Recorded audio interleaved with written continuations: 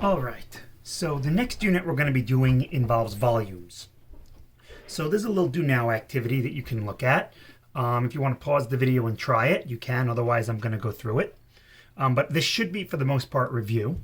And then in it, we're going to talk a little bit about how this relates to volumes involving calculus. So first, find the area of a square whose one side measures 5 centimeters. Well, that's just area is 5 squared, or 25 square meters.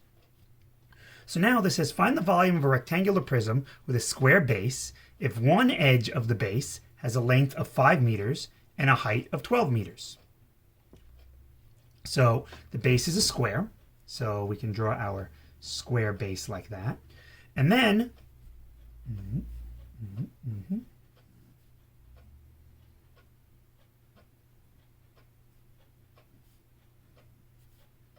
and there is our rectangular prism. The edge of the bases are each 5, and the height here is 12. So normally what we do to find the volume here is you just do length times width times height.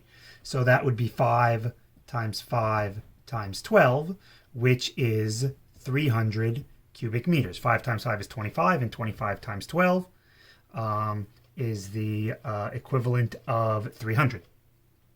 Now, here's the thing, and here's where the calculus comes in. Another way that we could have calculated this is if we lied this down on its side, like this.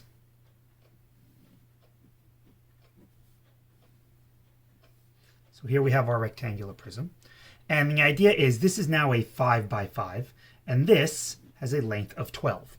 And one thing that we can do is kind of like what we did with areas, is we can break this up and we can look at infinitesimally skinny rectangular prisms. And what we could do is we could call this little width here delta x. And then what we would be doing is we would have to find the area of the base here, which is 5 times 5, and then multiply it by this thickness. So if I, instead of calling the area 5 by 5, I call it a sub x, then the idea here is that the area of any one of these little slices, or rather the volume of any one of these little slices, would just be the area of the base, which is a square, times delta x. And then that would be like the area of one of these, so almost like a v sub k, and this would be like an a sub k, kind of like what we did with the rectangles, only instead of rectangles, we're doing it with three-dimensional shapes. And then the basic idea is to sum them all up from left to right, to add them all up. Well, I would wind up taking a sum, and then as this thing gets skinnier and skinnier and skinnier, this delta x becomes a dx, and I get an integral. And that's the motivation behind what we're going to be doing. But just kind of think of that, keep that in the back of your minds. All right, find the area of a semicircle whose diameter has a length of 4 feet.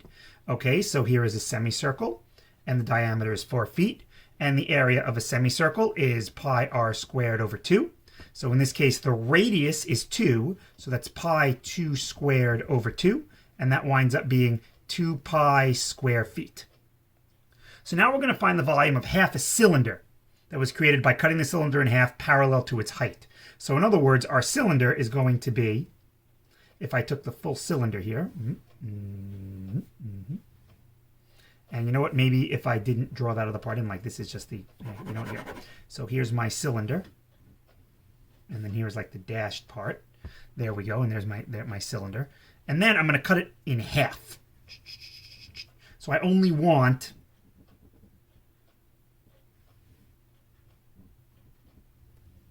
this part over here. I don't want this part that I am scribbling out. So once again, we'll say that the height of this is 7. So what we're doing to find the volume then is you multiply the area of the base, which you already found because it's the diameter is 4 feet. So the area of this base, the area we already know is 2 pi. And so the volume is just 2 pi times 7, or 14 pi cubic feet. And the idea is similar to what we did up here. What we could do is we could lie this down and then kind of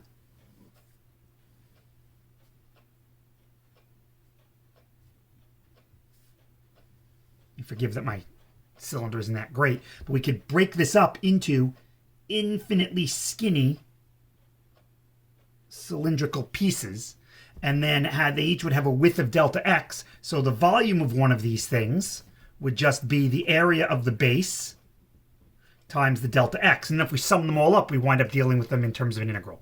And that's the basic idea of what we're going to be doing. So last one, find the area of an equilateral triangle whose sides all have a length of 8 feet. The area of an equilateral triangle is rad 3 over 4x squared. If you're wondering where that comes from, if this is an equilateral triangle with a side length of x, if I draw the altitude is also the median and the angle bisector. So this would be 1/2 x. And then I could use the Pythagorean theorem on this because it's a right triangle because it's the perpendicular bisector. And this would wind up being rad 3 over 2x. And then the area of this thing would be 1/2 the entire base, which is x, times the height, which is rad 3 over 2x. So altogether we get rad 3 over 4x squared. So that's where the area comes from. So if the side has a length of 8 feet, then the area here is just rad 3 over 4 times 8 squared, which is, I believe, 16 rad 3 square feet.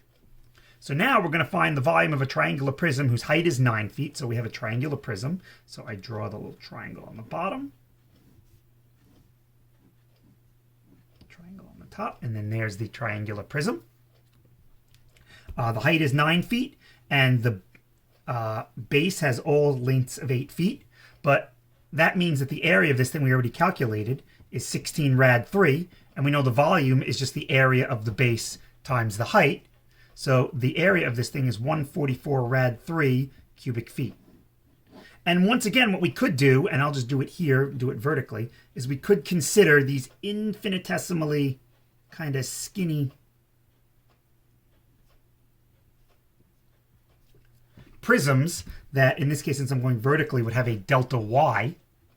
And then the volume of each of these would just be the area of the base times the height. And then if I let the delta y's get infinitely tiny using a limit to make the number of these things go to infinity, the summation of these would become an integral. And that is the basic idea of what we are doing thus far. So this was a little warm-up activity. Next video that's coming, I will show you some examples. And all right, let's get ready for that.